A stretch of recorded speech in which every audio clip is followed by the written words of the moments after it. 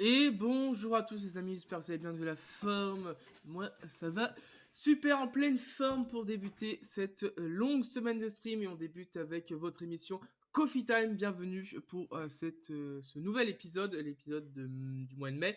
Encore une fois, comme le mois dernier, on a une petite semaine de retard, mais nous sommes bel et bien là pour cet épisode du mois de mai. Je suis comme d'habitude accompagné de Flo et de Ronce. Comment vous allez les amis? Yo, Salut. ça va Ça et va très toi? bien. Vous avez la forme? Oui, et toi? Comment tu vas? Eh ben ça va, passer un week-end plus ou moins long, mais bon week-end quand même. On n'y reviendra pas dans cette émission, mais bon week-end Bien. quand même. Donc voilà, c'est le principal. Je suis plus ou moins en vacances. Je suis en vacances de mon côté, mais nous serons là tout au long de la semaine pour beaucoup de streams. Ça va faire du bien un peu de vous retrouver en stream. Ça faisait longtemps qu'on stream pas autant. Donc là, on va en profiter cette semaine que je sois un peu plus dispo pour stream un peu plus ensemble. Et donc ça va être bien cool, je pense. Une belle semaine qui s'annonce ensemble. Hop. Bon les gars, rien. Quoi de neuf, quoi de beau? Ouais, tout est vieux. Hein. Tout est vieux. Tout est vieux. À part les nouveautés dont on va parler, mais sinon tout est vieux perso. Ah, je suis en train de faire je suis en train de faire des carabistouilles là. Je sais pas dans quoi je m'embarque. Oh là là là là, qu'est-ce qu'il nous fait? Oh bah. Bon, il paraît que j'ai appris à développer des trucs ce week-end. Ah là là, pareil, on a entendu parler. On n'en dira peut-être pas plus tout de suite. Et ben que de belles choses qui s'annoncent pour la suite. On va pouvoir commencer tout de suite avec la première rubrique. On va commencer avec la rubrique média de Flo, petit générique. On se retrouve juste après.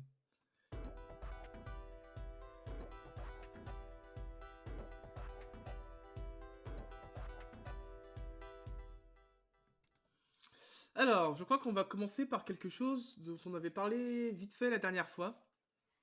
C'est ça, on va pas en revenir pendant 3 heures hein, non plus, parce que la dernière fois on en a pas mal discuté. Mais là, cette fois-ci, on a la bande-annonce d'Avatar. Donc, à moins que vous viviez dans une grotte, vous l'avez sûrement déjà vue. Mais on va pouvoir quand même la diffuser et montrer et un peu en parler un peu plus par Exactement, rapport à la bande dernière annonce fois. qui est sortie 2 heures après le dernier Coffee Time. Ça. Donc, Les- bon, Cool. on aurait quasiment pu la montrer la dernière fois, mais bon, c'est pas Ouais. grave. On aura attendu un mois pour vous la montrer. On arrive un mois après, mais on va la regarder ensemble. Effectivement, on en parle juste après, les amis.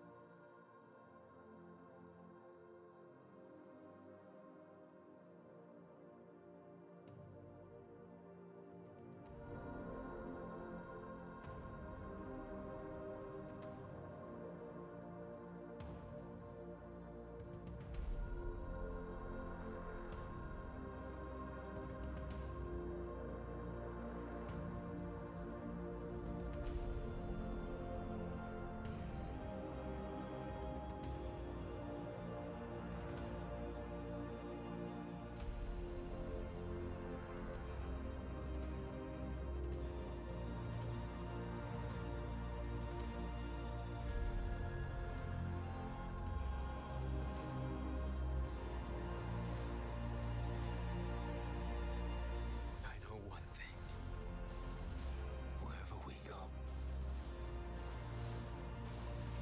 this family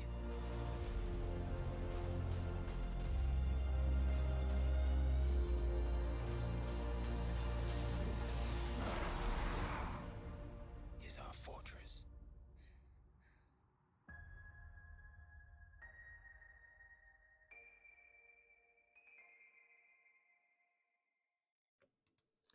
Donc, en décembre prochain, ça s'annonce C'est ça, le 14 magnifique. décembre.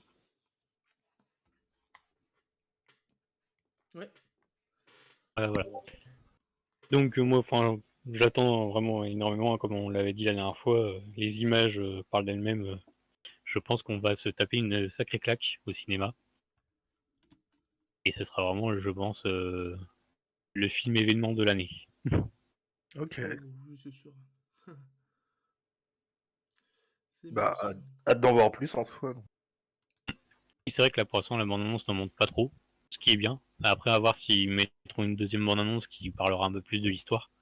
Après, comme je disais, ouais, James Cameron, j'ai totalement confiance et l'équipe qui est derrière aussi, donc sûr et certain que ça va être super. On y croit. Ok, Voilà, voilà. ok. Donc comme je disais, on va pas en parler pendant 3 heures, hein. Si vous voulez voir plus d'infos sur le film, faut aller voir l'émission précédente. C'est là qu'on avait parlé bien plus en profondeur. On va pas rester 2 heures comme la dernière fois dessus. C'était juste pour vous montrer la bande-annonce. Ok. Voilà. Donc là, on va pouvoir passer à un sujet peut-être qui intéressera un peu plus sur cette chaîne.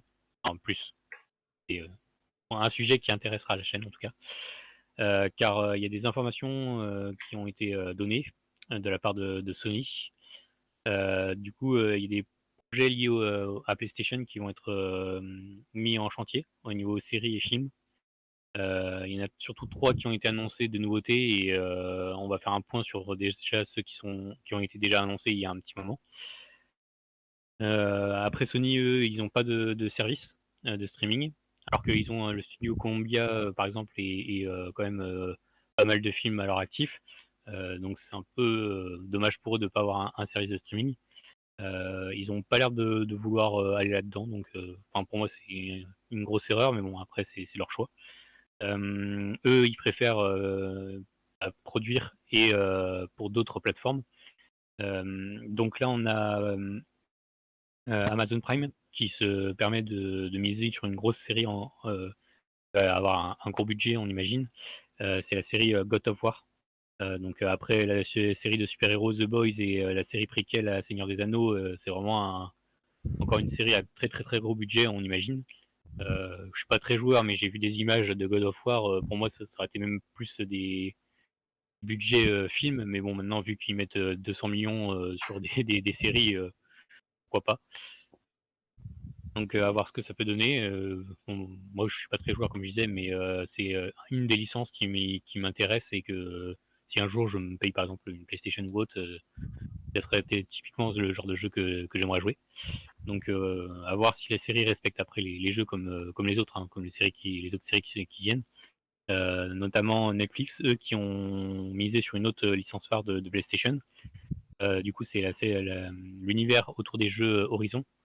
Donc là, pareil, faudra mettre les moyens parce que bah, pareil, j'ai vu les images et du jeu et il faut des grandes étendues et autres. Et souvent, bah, les séries, ils tournent ça dans des espaces refermés sur pas mal de temps d'épisodes pour limiter les coûts. Donc à voir comment que ça va se tourner. Après, maintenant, il y a Faut voir si c'est en image de synthèse ou etc. déjà. Bah, à mon avis, Horizon, Oui. t'auras beaucoup de Bah chance. ouais, parce que je vois mal. En vrai, des séries réalistes pour God of War et Horizon, c'est un peu chaud, quoi. Ça va faire ça va être méga compliqué. cheap. God of On va War, se... tu peux t'arranger à peu près encore. Mais Ouais, mais même... genre, c'est Bah, violent, God of War, en vrai. Je veux dire... bah, Enfin, faut y aller, tu vois. Il faut pas nous faire une viking pourrie. Enfin, bref, voilà, quoi. après, quand tu vois, je sais pas si tu connais The Boys de la série, quoi, mais Oui, Amazon, mais c'est pas pareil. c'est pas pareil, mais ils ont pas peur d'aller dans la violence, tout ça. Après, oui, par Ouais, contre, au c'est pas niveau ça le des problème, effets, c'est... ça reste En vrai, un The peu Boy, c'est plus. super sympa, l'humour et tout, mais... En vrai de vrai, parfois, c'est quand même un peu cheap. Mais... Oui. Même si c'est super cool, hein, mais... C'est cheap, en En vrai. fin de compte, même si tu mets 200 millions, si tu fais ça sur je sais pas moi, 10-15 heures de show télévisé, bah en fin de compte, au niveau Ouais, c'est ça, ouais. de la minute, quoi, ça revient pas cher par rapport à un film qui va mettre beaucoup d'argent, mais sur moins de minutes, quoi. Donc Mm. ils vont plus mettre le paquet. Je sais pas si je suis clair, Ouais, mais si je vois, mais après, moi, j'ai pas voilà. confiance, hein, mais, parce Oui. qu'on les connaît, hein, les adaptations JV, hein. Désolé, hein, il y en a eu peut-être d'autres Ouais. bonnes sur les dizaines et des dizaines. Ouais, j'ai pas confiance, hein. Genre, Après, même c'est vrai s'il y a que Sony derrière et tout, zéro confiance. Genre, vraiment. après, en série, c'est vrai qu'on n'a pas trop eu, par rapport aux films. On a eu surtout des Ouais. films d'adaptation qui ont été connus comme quoi c'était des catastrophes et autres. En série, c'est vrai qu'on n'a pas trop eu. C'est peut-être le médium qui correspond peut-être le plus. On les connaît, leurs adaptations live et tout aussi. Enfin, voilà, quoi, genre. Ouais. Ouais, bref, on verra. Hein. Après, pour l'instant, c'est en production. Donc, on verra après si ça va jusqu'au bout. Je pense que s'ils ont annoncé, c'est qu'ils comptent bien aller jusqu'au bout. Mais des fois, il y a des faits, des choses qui font que, par contre, ils se rendent compte que c'est pas forcément faisable. Donc, on verra s'ils vont jusqu'au bout. Mais je pense que, ouais, si Amazon et Netflix ont acheté les droits sur ces grosses licences, c'est qu'ils comptent bien faire leur prochain grosse série, quoi. Surtout que la plupart de leurs séries phares commencent à être sur leur fin. Donc Yes. ils veulent renouveler un peu les nouvelles grosses licences, quoi.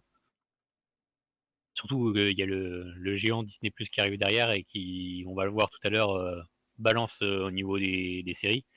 Et pour les rattraper, donc eux, ils doivent miser sur des grosses séries qui appellent un peu le public, quoi. Donc des licences phares ou autres, c'est toujours bon à prendre, quoi, pour eux. Yes. Après, oui, je suis d'accord que ça risque d'être compliqué au niveau effets spéciaux. J'ai vu des images, hein, même si je joue pas au jeu. Quand je vois des sortes de titans gigantesques et le personnage de God of War là, qui monte dessus tout petit, bon voilà, euh, ça risque d'être compliqué, quoi. Après, on On verra verra bien. bien. On verra. Après, comme on dit, ils mettent de plus en plus de moyens sur la série Seigneur des Anneaux. Ils ont mis 1 milliard pour, je sais plus, 2-3 saisons, quoi. Donc, ou 4-5, non, je sais plus. 1 milliard par saison. Enfin, je sais plus ce que c'est quoi, mais en tout cas, par épisode, quoi, ça coûte une blinde, quoi, et ils mettent de plus en plus d'argent. Et maintenant, ils financent de moins en moins de séries, mais de plus en plus de grosses séries, quoi. Un peu Ouais. comme fait maintenant la plupart des gros studios au niveau des films, quoi. Donc, à voir, à voir. À voir, à voir. Ouais. Ou sinon, il y a un troisième projet qui a été annoncé récemment. C'est autour de Gran Turismo. À voir ce que ça va donner. Donc, c'est un Il y a peu des bizarre. rumeurs de. Alors, on n'a pas très bien compris si c'était une série ou un film ou les deux. C'était pas très clair au niveau de l'annonce. Peut-être que ça a été clarifié depuis, mais quand j'ai vu l'annonce, c'est pas très clair. Donc, à voir ce que ça peut donner. Pour l'instant, il n'y a pas forcément de plateforme ou de studio qui a été annoncé derrière. Donc, tous ces projets viennent. Enfin, ces 3 projets viennent s'ajouter à tous ceux qui sont déjà annoncés, comme la série The Last of Us pour la chaîne HBO, qui sera sur HBO Max après, on imagine. Ghost of Tsushima, c'est un film en cours d'écriture. Là, ça me semble Twisted déjà Metal, un peu plus faisable pour Ghost of Tsushima, vu l'univers, etc. ouais. C'est déjà moins impressionnant, c'est le Japon féodal, etc. Et puis si c'est en film, peut-être que c'est Ouais, c'est plus, ça. plus Déjà un restreint. peu plus réaliste, un peu plus, Mhm. un peu plus viable, on va dire. Après, j'ai l'impression que The Last of Us, ça peut le faire en série. Ouais, À Last voir of ce qu'ils en Us font, aussi. mais Bah, The Last of Us, il mettra bien aussi. Hein. Oui. Là, c'est Ah, pas, après, c'est pas le même niveau de oui. moyens aussi. Hein. ouais. Après, ils Mais ont pas le choix. Bah oui, s'ils font de la merde, ils vont se faire tuer. Hein. Là, pour le coup, oui, bah là, je pense que maintenant, c'est 10 fois plus au-dessus que Horizon et God of War. Hein. The Last Déjà, of Us, s'ils se quand, ratent, là, c'est fini. Hein. C'est quand on terminé. voit quand on voit Last of Us 2, le jeu où les fans étaient au tournant et où ça a pas mal gueulé, là, Ah oui. ça se foire, c'est terminé. Hein. oui, c'est Bah, sûr. c'est un niveau d'un film Mario machin en termes de. Oui, Si c'est ça pareil. se rate, c'est terminé pour eux. Hein, donc ils ont Ouais. pas intérêt à se rater là-dessus. Hein. Là, Après, le film la vieille Mario, ça a licence l'air d'être tellement un peu. fin. Ouais. Après, le film Mario a l'air d'être un peu plus décalé, donc si c'est pas exactement une adaptation fidèle, on verra. Mais c'est vrai que le film Mario, ça me paraît bizarre aussi, mais on verra ce que ça donne. Il y a une petite rumeur qui court là, comme quoi il y aurait une présentation dans un direct cette semaine ou la semaine prochaine, même si j'y crois pas Ouais, trop. on verra. Mais bon, pourquoi pas. Ou sinon, du côté toujours de PlayStation, il y a Twisted Metal en série TV pour Peacock. Et il y a les Uncharted, le film a fait assez au box-office pour que apparemment ça se développe les suites. Donc voilà, Alors du il y coup, a moi quand j'ai même pas vu pas mal Uncharted, c'était bien ou pas? Moi j'ai Toi bien qui aimé. l'avais vu, Après je connais pas trop le film, mais le jeu, tu vas dire? oui, le jeu. Enfin, les jeux, d'accord. Ouais. Mm. Ok. Mais oui, non, c'était très sympathique au niveau de l'action, de l'aventure et tout ça, quoi. Donc à voir pour les suites, ouais. Ok. Après je sais Moi que j'ai ça a pas pas vu. mal fait, enfin, ça a pas mal divisé, quoi, parce qu'il y a quand même des adaptations heureuses entre guillemets au niveau de l'histoire, quoi. Il y a des trucs qui sont pas forcément calés sur le jeu, quoi, mais Ok. Après, c'est moitié un après préquel, moitié. Mm. Enfin, c'était un Ouais, peu, c'est ce que peu tu me bizarre. disais, ouais, quand tu l'as vu. Mais Donc c'est moitié préquel, moitié truc au prix des jeux. Mais en fait, ce qui est pas logique, si tu fais un préquel, faut qu'il y ait soit tu mets aucune ref, soit t'appelles pas ça un préquel quoi. Ouais, c'est ça. Donc, c'est un peu ça qu'ils ont un peu foiré, où ils ont mis des refs du jeu dans un préquel quoi. Donc ce qui est pas logique en soi. Ouais, complètement. Après, pour moi, enfin, c'est compliqué toujours avec les adaptations parce qu'il y a des adaptations qui trahissent un peu le matériau d'origine, que ce soit jeu ou des romans ou des BD, comics ou autres, mangas, peu importe. Et il y en a qui trahissent un peu leur média d'origine et qui sont quand même des putains de chefs-d'œuvre en film ou en série. Hein. Et c'est toujours quand même difficile parce que bah, quand t'aimes le matériau d'origine, quoi, t'as envie quand même de quelque chose le plus fidèle possible. Quoi. Quand je vois par exemple moi les Harry Potter ou autres, quand je lisais les livres, quoi, et puis je trouvais qu'il manque quand même pas mal de trucs dans les films. Bon, ils peuvent pas tout mettre, mais il y a des choix quand même qui sont faits qui étaient pas forcément les bons, je trouve. Et c'est vrai que bon après ça va, les Harry Potter ça reste assez fidèle, mais il y en a qui s'éloignent un peu plus du matériau quoi et d'origine Bah, pour Harry et je Potter, comprends que les fans puissent gueuler, quoi. pour Harry Potter, il y a certains films, c'est un peu chaud. Bah oui, bah, surtout quand ils se concentrent sur les histoires d'amour au lieu du passé du méchant principal quoi. Ouais, Donc ou c'est un alors peu le Quidditch, bordel de... Hein? Il est où ouais. le Quidditch? Eh non, mais il faut dire les choses. Le 4, le début commence sur toute la scène de Quidditch et hop, ellipse. Ouais. Et ça va, Après oui, je peux il dérange comprendre, hein, jamais, c'est ouais. long et Non, mais c'est long à faire, mais bon, c'est hyper ouais. impressionnant. Ça aurait été intéressant, tu vois, Ah oui, c'est sûr. parce que c'est le Quidditch quand même, c'est pas un. Mmh. Bon, même si le sport n'a aucun sens, c'est toujours visuellement bluffant de voir ça. Et ouais. Mmh. Enfin bref. Et voilà quoi, c'est vraiment toujours compliqué avec les adaptations. On verra bien ce que Sony du coup fait avec ses différentes plateformes. Je pense qu'ils seront bah, du coup ouais, comme je disais plus ou moins producteurs avec les séries, enfin les plateformes en question quoi. Donc je pense qu'ils seront un minimum derrière. Après Ouais. à voir s'ils adaptent fidèlement ou pas quoi, si ça trahira ou pas, mais bon, on verra bien. Et surtout Ok. oui, si les effets spéciaux suivront quoi, comme on disait. Yes. Du coup pour continuer sur les séries, on va parler de certaines sorties de ce mois-ci, là, de ce mois de juin. Il y a pas mal de grosses sorties, donc on va en faire un petit tour rapidement. Il y a plein d'autres séries qui sortent, mais on va faire les plus grosses de chaque média, de chaque plateforme. Donc pour commencer d'abord avec Netflix, qui sort la 3e saison de Umbrella Academy le 22 juin. Trop hâte. Donc du coup 2 ans après la saison 2. Et effectivement, ouais, la fin de la saison 2 m'avait donné bien envie et Oh, j'ai j'ai hâte de bien voir la aimé. suite, quoi. Elle embrassait enfin son côté mystique et tout, là, c'était bourrin. J'ai bien aimé. Là, la une, j'ai kiffé l'univers. C'est vrai qu'on s'ennuie un Ouais, petit peu. c'est vrai. Mais du coup, j'ai trop hâte. Ouais, puis les personnages et tout ça, enfin, on s'y est vraiment attaché, je trouve, Ouais, super intéressant, et surtout vraiment, le gamin là qui voyage dans le temps, je sais plus son mmh. nom. Ouais, ça fait longtemps, comme je disais, ça fait Yes. 2 ans, donc va falloir se remémorer Bon, je pense que je vais me refaire les. des petits récaps. Mais Ou soit te la ouais, refaire, ouais. trop bien.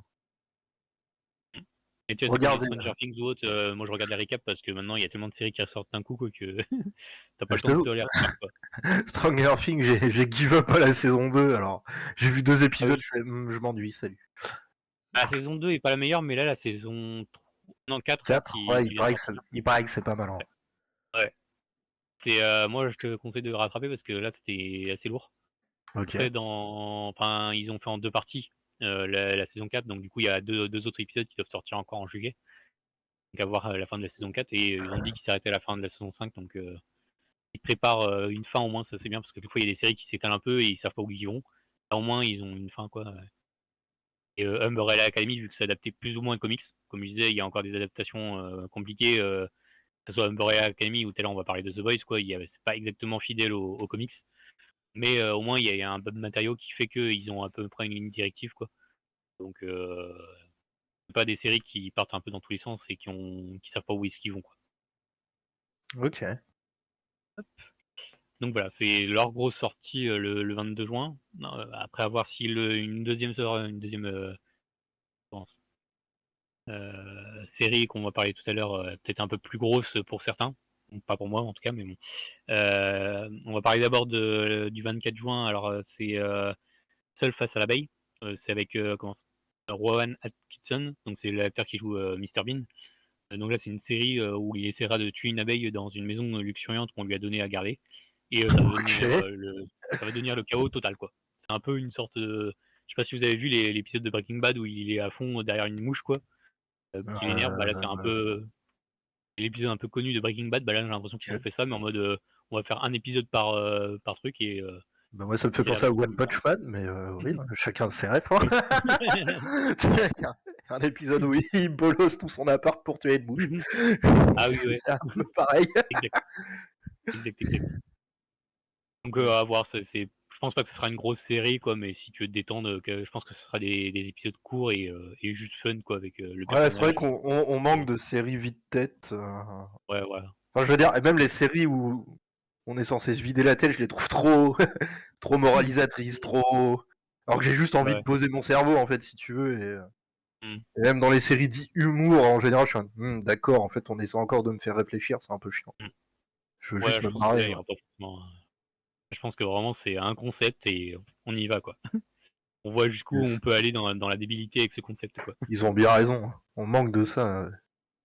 Mais voilà. Donc si ça vous tente et que vous êtes fan du personnage de Mr Bean, je pense que ça sera complètement dans le même style d'humour, en tout cas. Ouais, j'aimais bien, ouais. Complètement, ouais. Et du coup, voilà, le 24 juin, une autre grosse sortie qui sera peut-être une plus grosse sortie pour certains, pas pour moi en tout cas. C'est un spin-off de La Casa des Papel qui suivra une équipe en Corée. La série se nomme Money Heist Korea et cela sortira du coup le 24 juin aussi. Donc prendre une grosse franchise comme Casa des Papel, même si moi j'aime pas, on peut pas nier que c'est un de leurs plus grosses cartons sur Netflix. Mélanger avec ça, avec la Corée du Sud qui est en train de cartonner avec leurs séries, leurs films, leurs dramas, leur musique, toute leur culture qui est en train de cartonner à l'international depuis quelques années. C'est clairement entre guillemets une bonne idée pour Netflix, je pense. Surtout après le carton de Squid Game qui venait de Corée. Donc voilà. Je pense ça va faire du bruit, je pense quand même. Ok. Et ceux qui sont fans de Casa des Papel, bah je pense que c'est clairement dans la lignée, quoi. Moi, je sais que j'avais regardé que la saison 1 parce que tout le monde en parlait, quoi, et ça m'avait vite saoulé. Et bah, tu me connais, hein, Donc, j'ai voilà. pas regardé. Hein. Ouais, dès que ça parle trop d'un truc, Ouais. salut, je me casse. Ah ouais. À Alors, quelquefois, tu tombes sur des bonnes pépites, mais quelquefois, tu tombes oui, sur tout Casa à des fait. Papel. Mais Et pas tant par, comment dire, par rebellisme, c'est plutôt en mode, vous m'en avez trop parlé, ça ne m'intéresse plus. En fait, c'est Oui, comme oui. le jeu Undertale. On m'en a trop parlé, du coup, j'ai jamais joué au jeu. Enfin, tu sais, c'est genre, quand on te parle des trucs, t'es saoulé avant de faire la chose. Genre, Ouais, je complètement t'as- choix. t'as une overdose. C'est pareil pour plein de choses. Genre, j'avais une overdose de la Casa del Papel, avant même d'avoir ne serait-ce que regardé un épisode. Quoi. Je peux comprendre. On parlait tellement partout, quoi, que. J'ai jamais regardé Game of Thrones par exemple, parce que pareil, Ah, overdose. Genre tout le monde en parle, et pourtant c'est certainement très bien, mais tout le monde ouais. en parlait autour de moi, H24, et du coup, bah non, en fait, la flemme. Et puis t'as dû te Genre, faire spoiler sur plein de trucs, quoi, c'est chiant, quoi. bon, Enfin, après, quand tout le monde en parle, quoi, c'est. j'ai une mémoire sélective, du coup ça va, j'ai déjà oublié, Ouais, tant mieux. mais du coup, moi, dès qu'on parle trop d'un truc, personnellement, après Guy, je sais pas comment c'est pour toi, moi ça m'intéresse de moins en moins en fait. Non, bah, moi, ça dépend, ouais. Ok. Si ça me hype ou pas. Ouais, c'est ça. En général, je vais me faire Selon mon les propre goûts. avis tout seul. Ouais, t'as bien raison. C'est ce qu'il faut faire de toute façon. Oui. Complètement. Donc voilà, ça c'est pour Netflix, en tout cas, il y a des grosses sorties. Comme je disais, là, c'est les plus grosses attentes, quoi. Mais il y a d'autres séries, de nouvelles séries qui peuvent être intéressantes, qui seront peut-être à découvrir, quoi. Donc restez à l'affût si vous êtes abonné, il y aura plein d'autres séries à découvrir, je pense. Du coup, pour Amazon Prime, eux, ils ont surtout une grosse série. Enfin, après, eux, en général, ils sortent que des gros titres. Ils n'ont pas forcément de petites séries à côté. Eux, ils misent tout sur un gros titre ou deux. Donc là, c'est comme Netflix qui avait une saison 3 d'une série de super-héros. Ah, là, pareil, on a une saison 3 de super-héros qui sort en même temps. C'est un peu le hasard des choses, quoi. C'est la série The Boys. Donc si vous n'avez toujours pas vu les 2 premières saisons, foncez, vous n'allez pas le regretter. Ouais, c'est super, c'est cool. Vraiment, c'est énorme, je trouve. C'est après, faut pas, voilà, les âmes sensibles, voilà, faut pas y aller, Oh, clairement. ça va. Pour nous, C'est bah, pour ceux qui sont habitués, ouais, mais enfin, j'en vois des gens qui réagissent au truc, quoi, et vraiment, ils sont limite oh, je trouve ça dégoûtés, quoi. enfin, ça va en vrai. Il y a Ouais. pire. Bah, après, moi, je suis habitué depuis tout petit, donc les films d'horreur et compagnie, donc le gore, ça me va. Les conneries autour du cul, ça me dérange pas plus que ça. Enfin, voilà, Ouais, ça donc c'est c'est pareil. pas ça. Ça détend, quoi. Donc voilà, c'est du coup là il y a le 3 juin il y a eu 3 épisodes qui sont sortis d'un coup, et après il y aura un épisode par semaine. Donc c'est un peu un entre-deux, entre tout sortir d'un coup et sortir qu'un épisode par semaine. Ça se fait de plus en plus maintenant de sortir 2-3 épisodes d'un coup et sortir le reste après.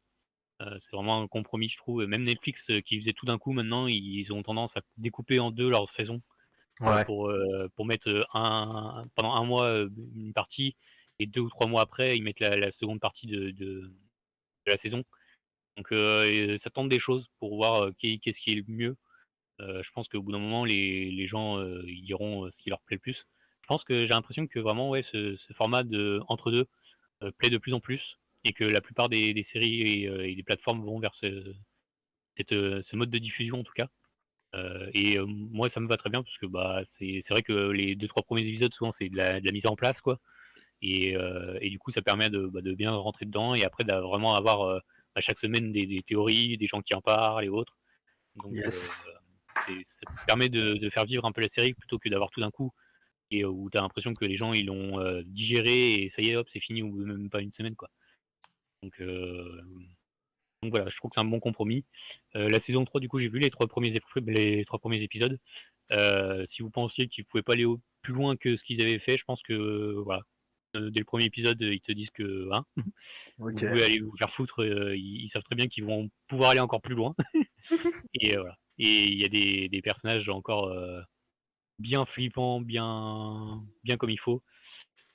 C'est rempli de tension, quoi. C'est des personnages qui sont beaucoup trop de pouvoir pour bah, des êtres humains, quoi. Et ça prend vraiment, ouais, enfin, si vous connaissez pas The Boys, quoi, c'est vraiment des super-héros, quoi, mais qui ont trop de pouvoir et qui est un peu comme des célébrités ou des politiciens dans notre monde, quoi, qui ont complètement qui dérivent, quoi, avec de la cocaïne, des orgies ou autres. Donc voilà, c'est vraiment intéressant d'avoir ce côté-là, quoi. C'est vrai que bah, par Marvel ou DC Comics, c'est bien beau, quoi, mais c'est vrai que c'est pas. S'il y avait des gens avec des super pouvoirs, quoi, ça serait complètement pas ça. Donc là, c'est beaucoup plus réaliste, entre guillemets. Je pense que ça serait complètement ça, quoi. S'il y avait des gens avec des super pouvoirs, ça serait complètement le bordel. Donc voilà, je vous conseille fortement The Boys, si vous ne l'avez toujours pas vu, et la saison 3 en cours. Et du coup, du côté Disney+, eux, ils balancent plein de séries parce que bah, il faut qu'ils rattrapent un peu leurs concurrents Netflix et Amazon Prime, entre autres. Là, j'ai vu des chiffres récemment, là, ils sont à 138 millions d'abonnés dans le monde. Donc ils sont encore loin des 230, 250, je sais plus exactement, Netflix, et 200 millions du côté d'Amazon, mais ça comprend ceux qui utilisent Amazon Prime en quoi, pour les livraisons et compagnie. Il y en a peut-être qui regardent pas forcément le service, mais bon, ça comprend tout. Donc ils ont fort à faire pour rattraper tout ça, mais ils sont en bonne voie, quoi, parce qu'ils augmentent tout le temps, tout le temps, tout le temps, tout le temps, et ils prévoient d'être au même niveau que les autres dans 1 ou 2 années, quoi. Donc voilà, et là ils balancent plein de programmes pour pouvoir rattraper un peu leur retard et toujours attirer plus de monde. Donc le 8 juin, et ce sera un épisode par semaine après, ce sera la série Miss Marvel, du côté du MCU, toujours dans le grand univers du MCU. Ils continuent à introduire de nouveaux personnages qui seront utilisés après dans les films. J'ai l'impression qu'ils essayent comme de faire en sorte que les films soient compréhensibles sans avoir vu les séries, donc c'est pas fait complètement pour attirer tout le monde, mais en même temps, ils peuvent pas se couper du public des films, quoi. S'ils commencent à mettre des choses qu'ils comprennent pas, ils risquent de perdre du public, donc je peux comprendre. Mais c'est toujours un plus pour aller élargir l'univers MCU, de voir les séries, quoi, et Miss Marvel qu'on retrouvera après dans un film Captain Marvel 2. Donc voilà, c'est un personnage qu'on va pouvoir introduire, et un peu plus adolescent, donc un peu plus pour un autre public. Ils essaient de faire ça, hein, vraiment, t'as l'impression les séries MCU c'est vraiment pour plusieurs publics différents, et pouvoir toucher un peu plus de monde à chaque fois. Donc là, c'est vraiment pour attirer les plus jeunes, quoi, les adolescents. Donc voilà, le 8 juin et un épisode par semaine après. Ils lanceront aussi du coup le 15 juin la dernière saison de Love Victor. C'est une série spin-off du film Love Simon. Donc voilà, c'est le 15 juin. Le même jour sortira un documentaire français. C'est Soprano à la vie à la mort sur le chanteur. Donc voilà, ça aussi, il commence comme Netflix à produire un peu dans tous les pays, quoi, pour toujours plus avoir de public international qui s'abonne à leur service. Et le 29 juin, du coup, sortira la série Baymax Ok. sur Attachant Robot qui J'avais était dans le film surkiffé le Big film. Hero, ouais, le film Big Hero 6 ou J'avais Les Nouveaux Héros en surkiffé. français. Ouais, c'est ça. Moi, j'avais surkiffé le film. Ouais, j'avais bien aimé, ouais. Surtout pour Trop un bien. Disney, quoi, ça changeait complètement et Ouais. le partenariat avec Marvel et compagnie, enfin, Je, c'était trou- je vraiment trou- je super trouvais bien. les propos intéressants, tout. Enfin, c'était vraiment super. Ouais. Ouais, sur le deuil, Ouais, sur c'est comment ça. dépasser ça et tout ça, ouais, c'était un très très bon film. Et le personnage de Baymax c'était vraiment très drôle, donc à voir la série, je pense que ce sera vraiment une série sans prise de tête et juste sympathique, quoi, mais comme il y avait à l'époque sur les Disney Channel ou autre, quoi, mais là avec un peu plus de tête, un peu plus de moyens, quoi. Mm. Et voilà, quoi, je pense que ça va être une série sympathique et sans prise de tête, quoi, mais sur un personnage assez attachant, donc voilà. Et toujours pour attirer un public assez jeune et en même temps ceux qui ont aimé les plus vieux comme nous, le film. Et du coup, le 29 juin, et le gros coup de tonnerre qui est arrivé, comme quoi Netflix perdait les droits entre guillemets de diffusion de toutes leurs séries Marvel qu'ils avaient financées à l'époque où Disney Plus n'existait pas. Donc les séries Daredevil, Jessica Jones, Luke Cage, Iron Fist et la série les réunissant The Defenders. Donc là, il y a Marvel en tant qu'entreprise qui a récupéré les droits et du coup, c'est sur Disney Plus que ça arrive. C'était déjà arrivé il y a quelques temps aux États-Unis où eux, ils ont récupéré les droits un peu plus rapidement. Donc là, nous, ça arrive le 29 juin en France. Si vous voulez vous refaire toutes les séries, maintenant, ce sera sur Disney Plus et plus sur Netflix. Sachant que ils devraient continuer les séries d'après les rumeurs. À voir après si c'est vraiment une suite ou si c'est une sorte de soft reboot. Mais il semblerait que oui, une saison 4 de Daredevil, c'était surtout la série phare de Netflix, hein, qui va être mise en chantier assez rapidement. Surtout que le personnage de Matt Murdock était apparu dans un film récemment, un film MCU. Yes, c'est Euh, vrai, ça, j'avoue. donc il est apparu dans Spider-Man de No Way Home. Mm. Donc vraiment là, tout est ouvert pour voilà. Et il y avait un personnage, le méchant de Daredevil, de Wilson Fisk, qui apparaissait aussi dans une autre série Marvel, la série Hawkeye. Donc voilà. Vraiment, il ramène petit à petit l'univers et il le rend vraiment canon parce que tant que ça appartenait encore à Netflix, ils n'avaient pas vraiment dit que c'était canon, quoi. Donc Mm. maintenant qu'ils l'ont récupéré, c'est bon. Normalement, ça devrait être bon. Ok. Voilà. Donc là, c'est pour toutes les grosses séries qui sortent ce mois-ci. Comme je disais, il y en a plein d'autres qui sortent, des plus petites ou des nouvelles séries qui seront peut-être à découvrir. Donc n'hésitez pas à quand même regarder si vous êtes abonné à ces plateformes qui sortent, ce qui sort. Voilà. Ok. Donc on va pouvoir passer maintenant au film, aux sorties films. On a quand même pas mal de gros blockbusters attendus ce mois-ci. Hop, on commence avec le 1er juin, où il y a la sortie de Firestarter. Du coup, je sais pas si j'irai le voir parce que c'est une adaptation du livre de Stephen King, Charlie, en français, le titre français. Du coup, c'est vrai que j'ai du mal à lire en ce moment, mais, mais j'aimerais bien quand même lire avant de voir l'adaptation. Surtout qu'on ne sait pas si il est bien adapté ou pas, donc voilà.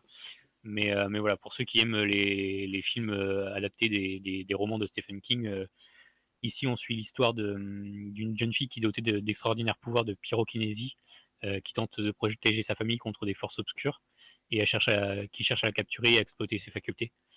Donc voilà, en plus avec Stephen King, on sait très bien que ça peut tourner un peu mal toutes ces histoires de pouvoir et autres.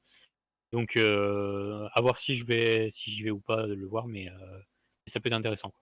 Après j'aimerais bien lire le livre avant, mais bon, en ce moment c'est compliqué. Donc voilà, si ça vous intéresse. Sortira sinon le 8 juin, le mercredi d'après, parce que là, le 1er juin est déjà passé, donc c'est déjà au cinéma en ce moment. J'ai oublié de le préciser puisqu'on est le 6 juin. Sortira sinon ce mercredi-là, le 8 juin. Un des films les plus attendus aussi de cette année, hein, le Jurassic World 3, Le Monde d'après, qui se situera 4 ans après les événements du deuxième Jurassic World, où le monde maintenant doit cohabiter avec les dinosaures à travers le monde. On va retrouver les héros de cette trilogie, mais aussi celle de l'ancienne trilogie, donc les vieux de la vieille.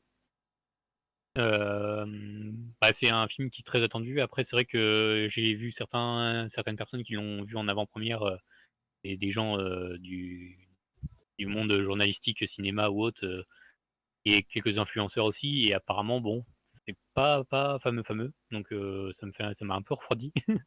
Donc à voir ce que ça donne. Mais c'est vrai que pour l'instant, les retours sont pas forcément super. Donc après, ça m'empêchera pas d'aller le voir quand même. Ça c'est clair, hein. De toute façon, les dinosaures au cinéma, il y en a pas tout le temps non plus, donc on se fait quand même un petit kiff pour aller voir ce Jurassic World, il y a pas de souci. Graou. Surtout pour voir les anciens acteurs quoi de la première trilogie, quoi. C'est toujours un petit pincement au cœur quoi de les revoir quoi. Donc voilà. Sortira le même jour ou sinon le film Men d'Alex Garland. C'était le réalisateur de Ex Machina et Annihilation. C'était 2 films qui m'avaient vraiment bien plu et que j'adore. Donc j'essaie de voir comment il va continuer à développer ses films, ce réalisateur-là. Donc pour le synopsis, c'est après avoir vécu un drame personnel, Harper décide de s'isoler dans la campagne anglaise, en espérant pouvoir s'y reconstruire. Mais une étrange présence dans les bois semble la traquer. Donc voilà, ça en dit pas trop. La bande-annonce est un peu mystérieuse. À voir ce que ça donne, mais moi j'ai confiance en le réalisateur pour nous donner quelque chose de très intéressant. Donc voilà, j'ai très hâte de voir ce film. Pour ceux qui sont plus films d'animation japonais, il y a le film La chance sourit à Madame Nikuko, désolé. Donc du coup, cette Nikuko, c'est une mère célibataire bien en chair et fière de l'être, tout en désir et joie de vivre. Et du coup, elle ballotte sa fille de ville en ville pendant la moitié de sa vie, et du coup, elle s'installe là dans un petit village de pêcheurs pour un peu se tasser et arrêter de voyager un peu pour sa fille, quoi. Donc voilà, ça a l'air d'être un film tout mignon sur une relation mère-fille. Ça peut être très intéressant et voilà, l'animation a l'air jolie, donc un bon petit film d'animation japonais, quoi. Ok.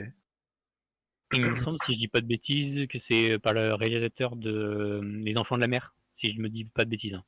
Et Les Enfants de la Mer, c'était une beauté visuelle et enfin c'était superbe. Donc si c'est aussi intéressant, ça devrait être très cool. Et je vous invite à aller voir Les Enfants de la Mer, c'est une beauté. Voilà, donc sortira maintenant le 15 juin, le mercredi d'après. Il sortira le nouveau film de Quentin Dupieux, qui se nomme Incroyable mais vrai. Du coup, c'est avec Léa Drucker, Alain Chabat, Benoît Magimel et Anaïs Desmoustiers. L'histoire, c'est celle d'Alain et Marie, qui s'installent dans un nouvel pavillon. Il y a une trappe située dans la cave qui va bouleverser un peu leur existence. Comme d'habitude, en fin de compte, on n'en sait quasiment pas. Vous regardez les bandes annonces, en fin de compte, ça fait exprès de pas dire de quoi parle le film. C'est vraiment de l'humour absurde, comme aime Quentin Dupieux, et même jusque dans ses bandes annonces pour rien en dire. Donc je pense que dans cette cave, il va y avoir des trucs un peu complètement absurdes et auxquels on n'aura jamais pensé. Donc voilà, les films de Quentin Dupieux, c'est vraiment des petites pépites d'humour absurde, et c'est vraiment à découvrir. Et il charbonne dur, hein, parce que là, il y a Incroyable mais vrai, mais il me semble qu'il y a un deuxième film qui doit sortir dans quelques mois aussi. Donc vraiment, il enchaîne les projets de films, et à chaque fois, c'est vraiment des films pas prises de tête, qui durent très peu de temps, genre 1 heure, 1 heure et demie. Et vraiment, c'est vraiment des super films. Donc je vous conseille d'aller voir les films de Quentin Dupieux, et surtout celui-là qui sort le 15 juin, Incroyable mais vrai. Et il sortira aussi dans le même jour Sweat, qui parle de l'histoire d'une influenceuse. Elle est belle, sportive et énergique. Elle est coach sportif du moment, elle a 600 000 abonnés, elle est influenceuse vraiment courtisée par les marques et compagnie. Mais derrière, du coup, le succès virtuel, Il y a la solitude bien réelle qui ne se partage pas, voilà, où elle est vraiment seule dans sa vie. Donc c'est vraiment intéressant de voir ce décalage entre la vie virtuelle d'une personne influenceuse et potentiellement une vie de solitude derrière. Donc vraiment, c'est un petit film qui est là vraiment très sympa sur ce sujet-là. Voilà, donc on va pouvoir passer maintenant au 22 juin, là où aussi il va y avoir une très grosse sortie, très attendue, en tout cas pour ma part, mais je pense pour beaucoup d'autres. Donc c'est le film très attendu, c'est le nouveau film de Pixar, Buzz l'éclair. Donc ce film sera apparemment, de ce qu'on a compris, le film que découvre Andy dans Toy Story, avant d'avoir son fameux jouet. Donc c'est un peu le film dans le film. Du coup, le concept a l'air très très cool. Et Pixar, encore au niveau animation, enfin, ça en jette quoi. Au niveau technique, il n'y a rien à redire. C'est impressionnant. Et l'histoire a l'air vraiment de la science-fiction en dessin animé, c'est assez rare. Donc c'est cool d'en voir. Après, juste, il y a eu une petite polémique sur Ouais, le avec le changement de doubleur, VF. là, je sais pas quoi. Là. Ça. Ah, et plusieurs doubleurs, parce qu'en fin de compte, il y avait des doubleurs professionnels qui étaient sur plusieurs personnages, quoi, surtout sur le personnage principal. Et en fin de compte, ils ont pris des acteurs qui sont acteurs de live action, quoi, mais qui n'ont pas forcément de, de- d'expérience dans l'animation et dans le doublage, quoi. Et du coup, ça gueule parce que bah, forcément, quand tu compares les deux bandes annonces, quoi, tu sens que bah, y en a qui sont habitués à mettre de l'intonation pour de l'animation, quoi, et d'autres qui un peu récitent leur texte, qui ont un peu plus de mal, quoi. Alors, Donc, je sais pas si t'es au courant de tout le bordel autour des films Sonic. Si, on va en Ouais, parler ok. tout à l'heure. Parce qu'avec les fameuses versions Malik Bentala et Bentales, là, ah oui, au non, bah oui, secours. aussi, oui. Mais ça Oui, vire bah à ça aussi, l'enregistrement, ça. ça avait Ouais. parlé, quoi.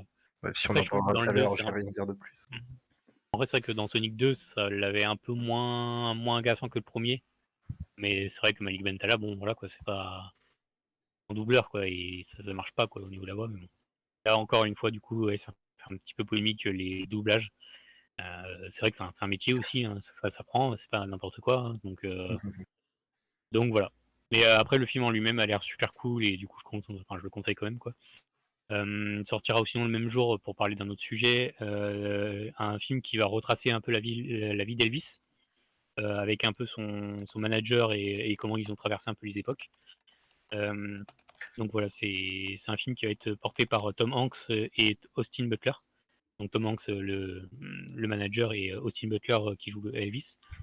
Il était présenté à Cannes en hors compétition, et le film explorera vraiment une vingtaine d'années de l'ascension du chanteur à son statut de star inégalé, quoi. Et ça me donne très très envie, hein, la bande-annonce. Je suis pas forcément un grand fan d'Elvis, j'aime bien les musiques, quoi, mais vraiment la bande-annonce me donne très envie, et les retours apparemment disent que c'est un film très très cool, donc à voir. Je pense que ça va être un très bon film avec de la bonne musique au cinéma, quoi. Et surtout pour ceux qui sont fans du chanteur, quoi. Sinon, on aura le droit le même jour, le 22 juin, le nouveau film d'horreur de Scott Derrickson, qui s'appelle Black Phone. Donc là, le concept a l'air assez sympa. C'est Finney Shaw, qui est un adolescent de 13 ans, qui est enlevé par un tueur sadique et qui l'enferme dans un sous-sol insonorisé. Donc il peut pas du tout se faire entendre. Et du coup, il y a un téléphone qui est accroché au mur, et celui-ci se met à sonner, et par contre, il va pouvoir entendre les précédentes victimes du tueur. Donc le concept est vraiment intéressant, et donc à voir ce que cela peut donner. Et Scott Derrickson sait y faire au niveau de l'horreur, hein. Il a fait pas mal de films d'horreur avant ça, donc voilà. Très, très curieux de voir ce que ça peut donner. Et si ça va pas tourner en rond, quoi, parce que bah, si c'est vraiment enfermé tout le temps, ça peut vite tourner en rond, quoi. Donc à voir s'il arrive à utiliser ce concept à bon escient, quoi. Voilà, donc pour ceux qui sont fans de films d'horreur et qui veulent se faire un peu des frissons, c'est clairement le film de juin, quoi. Allez voir. Et aussi, le dernier mercredi tirera le 29 juin le film Decision to Live, un film de Park Chan-wook, un film coréen. Vraiment, la Corée du Sud, c'est vraiment des films à découvrir. Il y en a une tonne, et vraiment, à chaque fois que j'écoute des films de Corée du Sud, c'est une claque. Donc vraiment, c'est un cinéma à découvrir si vous le connaissez pas. et je vous conseille fortement. C'est Park Chan-wook, c'est un des plus grands réalisateurs du pays, qui nous revient du coup avec un nouveau film. Donc il a gagné le prix de la mise en scène à Cannes. Donc déjà c'est pour indiquer que Park Chan-wook c'est vraiment illustré dans ce film. Ça va être un film policier, mélodrame et romance où on suit Hye-jun, un détective chevronné qui enquête sur la mort suspecte d'un homme survenu au sommet d'une montagne. Et bientôt il commence à soupçonner Sor, la femme du défunt, tout en étant déstabilisé par elle et du coup il est un petit peu attiré par cette suspecte. Donc voilà, parce que ça peut donner un film très intéressant, je pense, au niveau de la tension et de voir après si elle est vraiment à l'origine du meurtre ou pas. Et un peu le policier qui va être troublé par cela. Donc voilà, très très hâte de découvrir. J'ai vu toute sa filmographie à Park Chan-wook, c'est une tuerie ces films et très hâte de découvrir ce film. C'est parmi mes plus attendus du mois, même de l'année. Donc voilà, je vous conseille fortement. Et du Ok. coup, là, c'est fini pour les sorties du mois de juin. Beaucoup de choses à voir encore une fois, toujours Bon, encore et toujours. éclectique. Il y en a pour tous les goûts. On va finir cette chronique ciné par un dernier petit truc qui est sorti, je crois, aujourd'hui ou hier, qui ne sort pas tout de suite, qui est prévu pour fin 2023. Donc, je crois que c'est sorti aujourd'hui ou hier, je sais plus. Je vais parler de Hunger Games pour les fans qui adore ce film-là. On sait que un nouveau film va sortir l'année prochaine et du coup le petit, on voit pas d'image en soi, c'était pour annoncer la date, parce qu'ils n'avaient pas encore annoncé la date. Ils ont sorti le petit trailer pour annoncer la date de sortie. Je vous propose de le regarder très rapidement et on finira sur ça pour ce côté cinéma.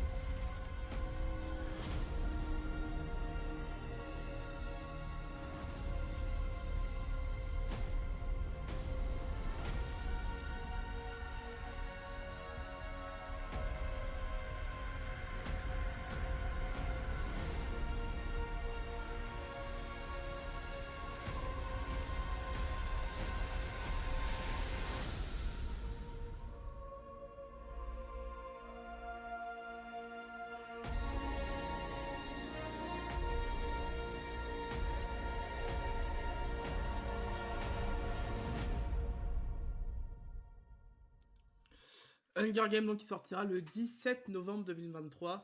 On a le temps, hein, en soi, dans plus d'un Ouais. an. Très Aux États-Unis, donc chez nous, ça sera soit la semaine d'avant, soit le 22, un truc comme ça en France. Ouais, C'est quelque chose comme mercredi. ça. Ouais. Ça vous hype, vous Pas complètement. les nouveaux Hunger Games Oui, on verra quoi. Vous aviez regardé les. Ça commence à dater maintenant. Ouais, ça date un Ouais, peu, franchement, ouais. Ça date. Moi, Hein. Et ouais, j'ai trop hâte de voir ce que ça va donner. ça laisse le. Ouais, allez. Désolé, je crois que tu voulais parler. Mais c'est vrai que ça laisse le temps quand même de lire le roman, parce que c'est adapté du roman préquel qu'elle a écrit aussi l'autrice des livres Hunger Ouais, Games. c'est Donc ça. ça laisse le temps pour ceux qui veulent lire le livre avant de le lire. Et c'est basé sur c'est un préquel basé sur le passé de Snow. Ouais, un Ça peut être Snow très intéressant. qui aura 18 ans, qui aura 18 ans et qui deviendra le mentor de Lucy Gray. Lucy je crois qu'ils ont même pas encore trouvé l'acteur qui fera Lucy. Donc, bon. je crois, ils ont lancé, enfin ils ont annoncé le casting pour Snow. Alors je sais plus c'est quel acteur qui joue Snow. Pour Snow, ouais, mais Et, pour Lucy, je crois qu'ils l'ont pas encore et trouvé. Hein. Lucy, si ils l'ont trouvé. Ah ouais? Ça a été annoncé cette semaine ou la semaine dernière, je sais plus.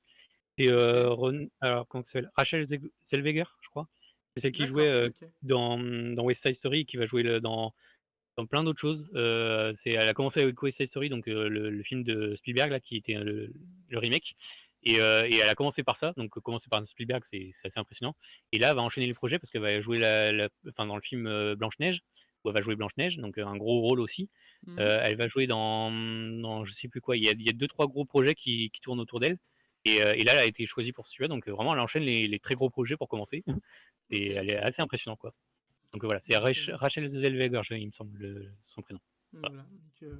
Donc, on aura le temps d'en reparler d'ici là, mais j'avais envie un petit peu de montrer ça, parce que c'est tout frais qu'ils ont annoncé là. Je crois que c'est aujourd'hui qu'ils l'ont annoncé. Ouais, je l'avais pas vu. La Très beau date. teaser. Donc, ouais, la vidéo elle est magnifique. Vraiment. Donc voilà pour l'info toute fraîche cinéma. On va pouvoir passer à la prochaine rubrique. C'est la rubrique de mon cher Euron. C'est la rubrique jeux vidéo. Petite Jingle. intro. Ouais, je cherchais. Et ensuite, ouais. Générique.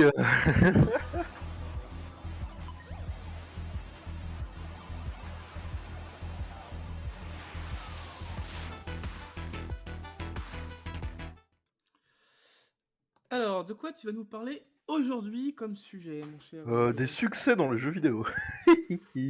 Ah, Ah, en fait, j'ai eu une discussion assez intéressante avec un gars cette semaine qui me disait qu'il finissait toujours ses jeux à 100%.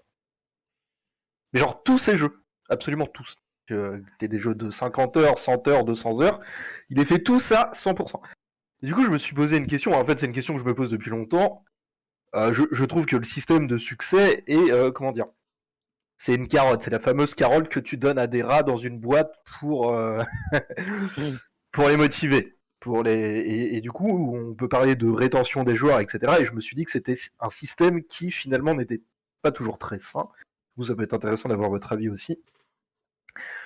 Pour moi, les succès dans le jeu vidéo, donc depuis du coup l'ère 360 PS3 maintenant, c'est devenu commun, notamment aussi avec les succès Steam, même si c'est un peu différent. Pour moi, les succès, la plupart du temps, c'est seulement pour allonger la durée de vie et donner une espèce de carotte malsaine pour que ton joueur reste le plus longtemps possible dans ton jeu vidéo, sans forcément que ce soit très intéressant. Par exemple, il y a des succès, ça va être ramasser 500 merdes, enfin... et Enfin, je sais que dans le JV, il y a pas mal d'études psychologiques, donc notamment l'étude, ça s'appelle comment? Voilà, la boîte de Skinner. Et du coup, il compare ça justement à la fameuse boîte où tu mets un rat et pour le motiver à jouer encore et encore, eh bien, tu vas lui donner des espèces de récompenses sur tout son parcours de labyrinthe. Et ben là, c'est un peu la même chose.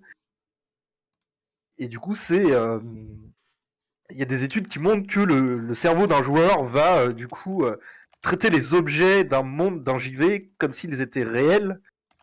Et du coup, ça va du coup participer à cette rétention et à cette envie de toujours plus de. Et c'est comme ça qu'on a des jeux comme Ubisoft qui veulent gaver les joueurs, etc. Pour les garder le plus longtemps possible sur leur jeu, parce que aujourd'hui, quand tu as fini l'histoire principale 20, 30, 40 heures, eh bien pour l'industrie, le but c'est que tu restes encore et que tu joues jusqu'à plus soif et que si DLC, etc. il y a, tu sois au taquet pour les acheter, etc. Et je trouve ça un petit peu malsain. Je sais pas ce que Guise en pense, mais enfin, bah, je pense qu'après, c'est aussi la mentalité du joueur qui. qui joue aussi, mais tu vois, c'est assez insidieux, je trouve. Parce que moi, je t'avoue que jamais je regarde les succès et jamais j'ai Ouais, focus c'est sur les pareil. succès. Chaque fois, je joue au jeu, une fois que j'ai terminé, je passe à autre chose, tu vois. Ouais, c'est pareil, mais C'est beaucoup la mentalité du joueur où les joueurs qui veulent finir à 100%, pour moi, ils ont un problème de base, tu vois. ouais, pour moi, ouais, c'est ce que je disais. C'est ce que. C'est pas négatif ni rien, Non, tu vois, ouais, mais ils non, veulent mais comme ça, c'est que c'est ils ce se que je disent dans disais un truc, au. c'est que le jeu, ça reste un plaisir de base. Ouais, C'est c'est le ça. moment où tu commences à te prendre la tête à essayer de ramasser 10 000 trucs, faire tout à 100%. Pour moi, c'est plus un plaisir. Je vois pas où tu trouves du plaisir à ramasser Ouais, je suis d'accord. 500 étoiles, 500 machins. Enfin, Bah, mais là où Breath of the Wild se fout de ta gueule quand t'as ramassé les 999 Korogu, il t'offre une merde. oui, Genre littéralement une merde.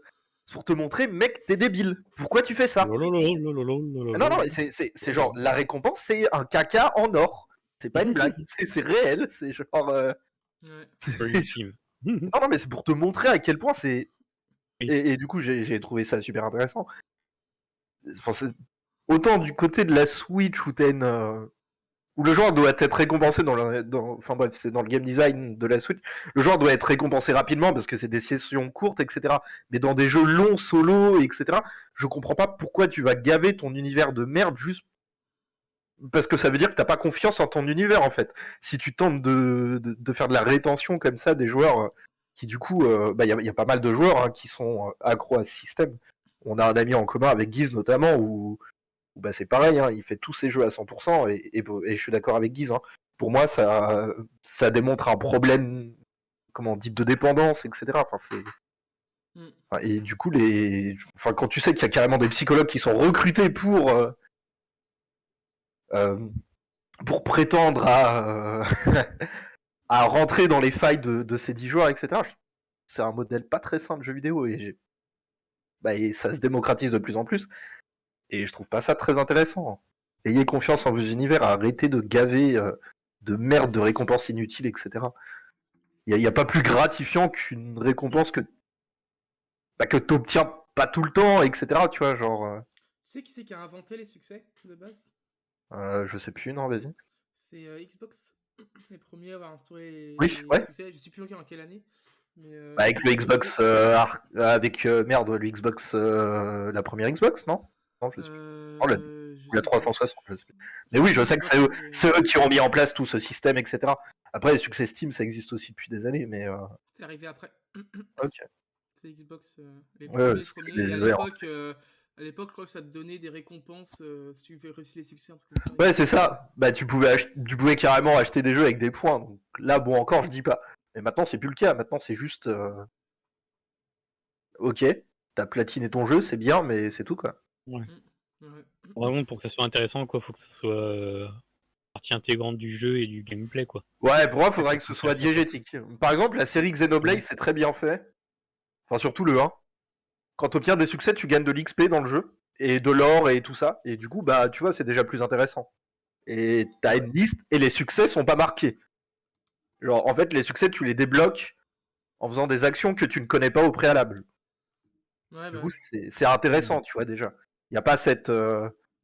Et il n'y a rien d'obligatoire pendant tout le jeu. C'est ce qu'on appelle une progression fleuve. Tu obtiens des récompenses en jouant au jeu, tout simplement. Alors que dans beaucoup de jeux, c'est tiens, va farmer ça et tout, et t'obtiens rien en définitif. Alors, pour moi, c'est... Enfin, tu deviens accro... moi, je trouve ça malsain, et effectivement, les joueurs qui font ça ont pour moi un problème de base, Ah oui, et mais c'est devraient sûr. peut-être aller consulter un professionnel de santé. Je suis complètement d'accord avec ça. C'est ça. C'est de la compulsion, c'est... Ça, c'est Ah, comment on peut appeler ça encore jouer à un jeu si... si tu te sens mal de pas... C'est l'addiction Ouais, c'est ça. où tant que t'as pas noté 100% ou que t'as pas tout débloqué, t'as l'impression de pas avoir fini le jeu, quoi. Alors que, en soi... Alors, pourtant, tu finisses un jeu ou pas, si toi t'estimes avoir fini le jeu, ou alors fait le tour du jeu, c'est pas grave, quoi. C'est ça, hein. Il y a des jeux que je finis peut-être 2 ans après, parce que sur l'instant donné, j'ai passé 20 heures et j'en ai eu marre et j'estime avoir fait le tour. C'est comme des jeux, même sans parler des succès, tu vois, tu prends du Detroit Become Human, quand les mecs ils font 15 fois le jeu à la suite pour avoir toutes les fins, Ouais, c'est je ça. suis en mode, non mais les mecs, faites-le une fois, vous y retournez 2 ans après pour le refaire limite autrement, quoi. Mais tu refais pas le jeu 15 fois de suite pour... Ouais, c'est pour ça que j'aime bien la série Nier. Le jeu te fait une sauvegarde 5 heures avant la fin du jeu, et du coup t'as pas à recommencer tout le jeu, tu vois. Genre il va te faire découvrir une nouvelle route, mais tout de suite. T'es pas obligé de recommencer le jeu. C'est intelligemment fait. Alors que oui, les jeux où il faut recommencer 15 fois le jeu, non mais à l'aide. Genre t'as pas... Enfin... Genre oui, je suis d'accord avec qu'ils font 15 fois le même jeu, faut arrêter. Et Genre, même vous- si tu vois vous- pas les autres c'est fins, mal. au pire, qu'est-ce que ça fait? T'as fait tes propres choix, t'as une fin, et puis voilà. C'est ça. Et puis tu veux voir les autres, il y a YouTube maintenant. Enfin, Oui, c'est clair. C'est clair. genre passe à un autre jeu. Il y a tellement de jeux à faire. Il y a tellement. Et puis, et c'est ce que je disais. Il y a le gars avec qui je parlais, il a plein de jeux auxquels il joue pas parce que du coup, il fait son 100% tout le temps sur tous les jeux. Mais arrête, arrête. C'est. Puis après, tu fais comme tu veux, hein, mais moi, je trouve ça. Genre, tu passes à côté de pépites, etc., juste parce que tu veux ramasser 50 merdes, faire toutes tes armures, etc. Ça n'a aucun sens. On n'est pas. Ouais, c'est clair. Dans un MMO, je dis pas, c'est la progression, machin, t'as des récompenses, du fric, machin. Mais dans les jeux solo, il faut absolument. Enfin, c'est malsain, il faut arrêter ça. Mais bon, ça permet de garder le joueur et du coup de vendre des services, des DLC, des machins. Mm. Et bah, c'est l'industrie qui est comme ça, mais moi je trouve ça un peu dommage. C'est clair. Bref, C'est sûr, c'est voilà. sûr. Bon, c'est encore parti en coup de gueule, hein, mais. Ouais, voilà. Désolé. Oupsie. Non, mais bref, je trouve ça un peu insidieux Après, quand même. il y a une guerre de toute façon un peu de l'attention des gens, quoi. Ouais, se c'est fait ça, partout, la exactement. télé, les séries, les films. C'est ce que Nintendo expliquait. Fait avec la Switch, nos concurrents, c'est pas Sony, c'est pas Microsoft, c'est Netflix, tous les services de streaming, etc. Toute cette rétention Mais d'attention. YouTube et compagnie, quoi. C'est ça, C'est- ouais, exactement. Ils veulent te garder le plus longtemps possible sur leur truc, quoi. Même C'est les d'ailleurs jeux pour- portables. Les C'est jeux d'ailleurs portables, pour ça que YouTube et Twitch ont mis très longtemps à arriver sur Switch. Hein. Et même Crunchyroll qui vient juste d'arriver il y a quelques mois maintenant. Ça a mis du temps parce que eux, leur peur, du coup, c'est vraiment la rétention et le fait qu'on ne joue pas à leur jeu, en fait. Ouais. Donc, Parce que, enfin, allez. Mais même dans la plupart des jeux big end, il y a très peu de tout ce que je viens de citer. Et c'est pour ça que, d'ailleurs, il n'y a pas de système de succès sur Switch. Si tu veux un système de succès, il faut l'intégrer à ton jeu. Et je trouve que c'est pas plus mal. Même si, bon, ça n'empêche pas les complétionnistes ardus de run des jeux, mais... Mm. Voilà, c'est ça, la dépendance ne concerne pas ce que vous faites, mais ce que vous ne faites pas. En raison du remplacement du comportement addictif. Ouais, c'est ça. Donc tout ce que tu ne vas pas faire, en fait, tu vas avoir envie de le faire, et du coup, pouah, c'est super glauque. Enfin, moi, je trouve ça glauque. Hein. C'est pas le jeu vidéo que je veux voir. Ouais, voilà. non, ouais, je vois ce que tu veux dire. Ok. Eh bien, ouais, de toute façon, je pense qu'il y en aura, malheureusement, il y en aura pas encore très longtemps, hein, de ça. C'est tellement établi dans le paysage que c'est pas prêt de changer. Eh bien, si tu as terminé, on va pouvoir passer à la dernière rubrique de ce Coffee Time, c'est les actus de la semaine. Petit générique, et on revient juste après.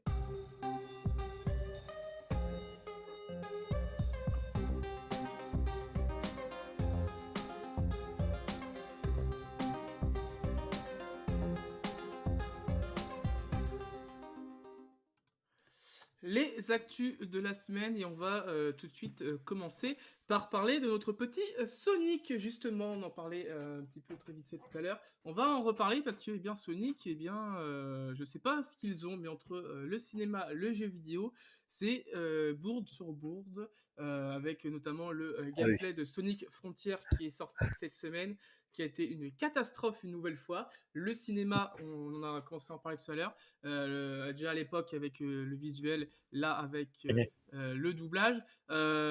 Qu'est-ce qu'ils ont du côté de chez Sonic? Il y a un problème, je sais pas ce qui se passe. Chez Sega, hein. C'est Sega, hein. Chez Sega, oui, chez Sega, mais plus particulièrement avec Sonic, pour le coup. Je sais pas ce qu'ils ont avec, mais pour moi, il y a quand même un gros souci en ce moment, que ce soit du côté cinéma, que ce soit du côté jeux vidéo. Je sais pas ce que vous en pensez, vous, si vous avez un peu suivi les dernières infos, mais c'est assez catastrophique, quoi. Bah, j'ai regardé les vidéos de gameplay avec Cré du coup, et l'avis qu'on avait, c'était... on dirait Pokémon Arceus, mais Pokémon Arceus, c'était bien. Moche, mais bien. Là, on dirait qu'ils ont essayé de faire une Arceus, mais sans le génie créatif de Game Freak, et du coup, le gameplay a l'air étrangement bizarre. Oui, d'accord, ça clip à des... Genre, c'est un jeu de plateforme, mais les plateformes, elles clippent à 2 mètres devant toi, et le level design a l'air de plus te ralentir que de te permettre d'aller vite. du coup c'est un peu bizarre. Le On principal dirait, le principal- on dirait une build early dev, tu vois, genre un proto, quoi. c'est Tu vois ça. ce que t'en penses? Genre pour moi c'est un proto, c'est un prototype. Bah, pour moi, c'est ça, C'est un proto Unreal Engine 4. T'as l'impression Et- qu'il manque des blocs, qu'il manque. Enfin, que c'est des trucs qui sont un peu mis bout à bout pour faire une démonstration, quoi. Mais qu'il n'y a pas vraiment de. Imagine, le jeu devait sortir l'année dernière, hein. Ouais. Hmm. Donc, Alors peut-être qu'il cache c'est énormément. c'est assez vieillot aussi. Ouais, C'est un peu vieux. Donc. Bon, après ça Et sort comme sur t'as Switch, vu, donc ça peut pas être non sinon, plus. c'est le principal défaut des joueurs, c'est manque de direction artistique. Ouais, c'est ça. Bah, bon, Euh, c'est un pour moi, j'ai l'impression de voir un projet amateur Unreal, quoi. La sensation de vitesse trop limitée. Ce qui. Bah après, je pense. Moi, je suis pas un peu d'accord parce que ça dépend des endroits en soi. Ou des fois, mais c'est vrai que. Bon, bah, là, vous voyez les images qui passent. Bon, c'est vrai que le Sonic qui marche tranquillement, qui fait sa randonnée de vieux sans courir. Bon, c'est vrai que c'est pas fou. Ça fait pas trop Sonic. Et Donc, puis ça veut pas très univers Sonic, je trouve. Enfin, par rapport au vieux, en tout cas, après, je Bah, sais pas. alors après, si en soi, Sonic c'est fait des années maintenant, depuis l'opus merde Unleash ou même 2006, même si là on oublie, c'était full bug. C'est des univers très réalistes, très. En fait, ils tentent depuis des années que Sonic soit dans un univers très réaliste avec des modèles réalistes des humains, etc. Des villes très réalistes, notamment sur Unleash où c'est la Grèce, etc. Tu vois. Mais D'accord. mais J'ai encore en tête, c'est les vieux jeux. Ah, c'est pas le monde ouvert, Les moi. vieux Le jeux monde Sonic, ouvert, je quoi, pense que c'est donc. une super idée. C'est ce qu'il fallait faire. Après, c'est que, ouais, on a l'impression que bah, ouais, genre, on a l'impression que les mou, plateformes là, elles c'est sont mou, placées. c'est rigide, c'est mou, c'est rigide. Les plateformes, pour moi, là, elles sont placées en mode bêta test, tu vois. Genre, on Ouais, c'est teste nos ça. blocs, on teste nos machins et tout. C'est mis à la ZUB. Il n'y a aucune logique. En tout cas, comme ça, on voit pas trop de logique de où faut aller, qu'est-ce qu'il faut faire. Donc, à voir si les fans vont être entendus, parce que du coup, il y a le hashtag Delay Sonic Frontiers qui a été lancé sur Twitter et qui a été repris énormément. Donc, à voir si Sega va une nouvelle fois écouter les fans comme à l'époque sur le film et changer un petit peu ça. Comme tu dis, a priori, de ce que eux ils disent, c'est que c'est des images de début de jeu. Mais pour moi, c'est pas une excuse, hein, même sur un début de jeu. Alors, Justement, tu dois tout de suite accrocher le joueur. ouais, et puis je trouve ça bizarre, la com IGN exclusive, genre what the fuck, comme si c'était un gros truc.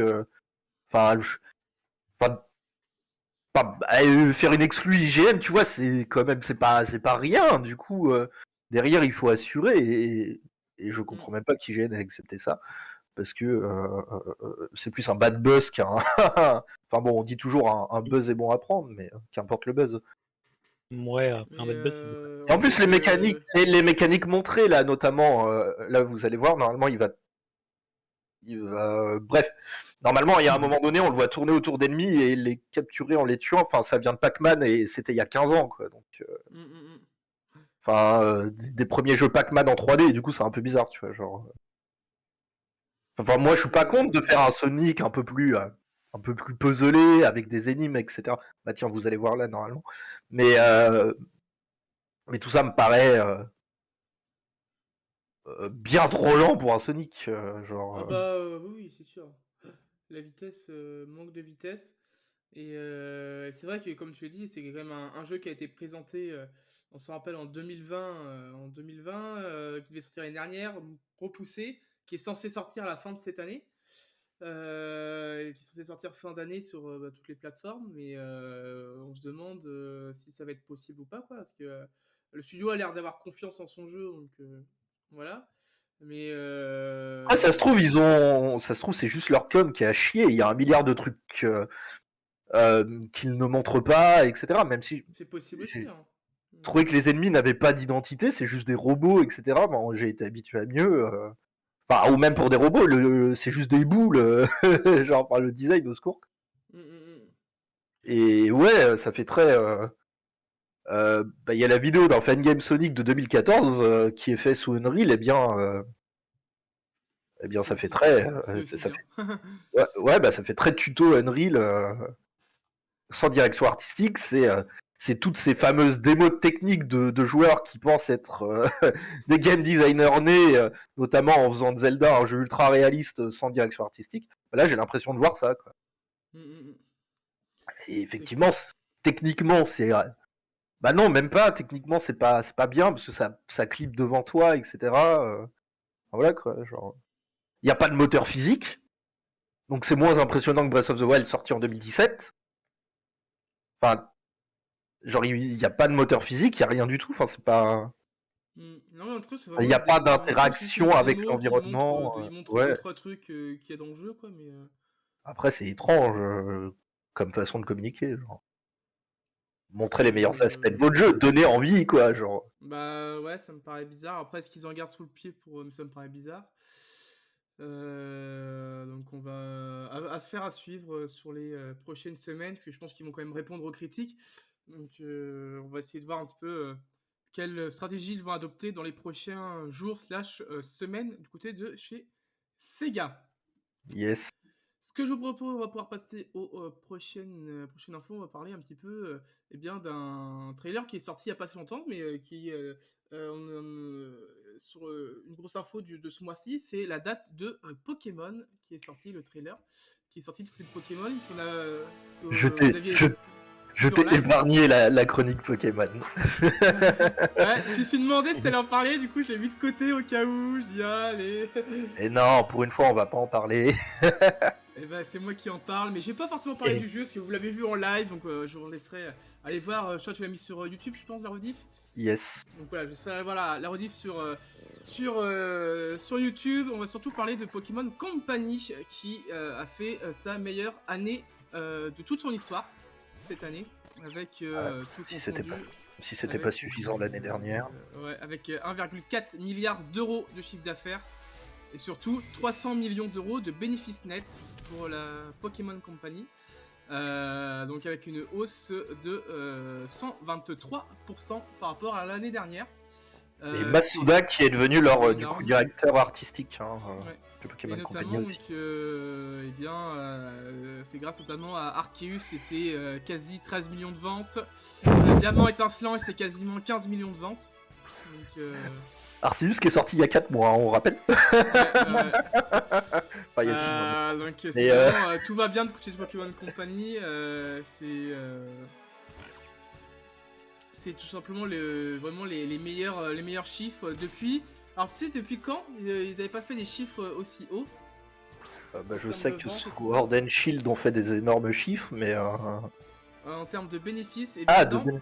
Ouais, en termes de bénéfices, non, ça date de 2016, juillet 2016. Et juillet 2016, c'était quoi? C'était le lancement de Pokémon Go à En même l'époque, temps, avec le jeu Comme mobile. quoi, il n'y a pas besoin de Et, faire des jeux mobiles pour faire du fric. Hein. Il y a un total qui dépassait les 5 milliards de dollars à l'époque.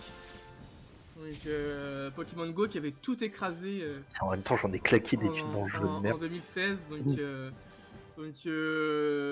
bonne année quand même du côté de chez Pokémon Company, qui ça va continuer forcément avec le 18 novembre la sortie de Pokémon Écarlate, Violet Écarlate.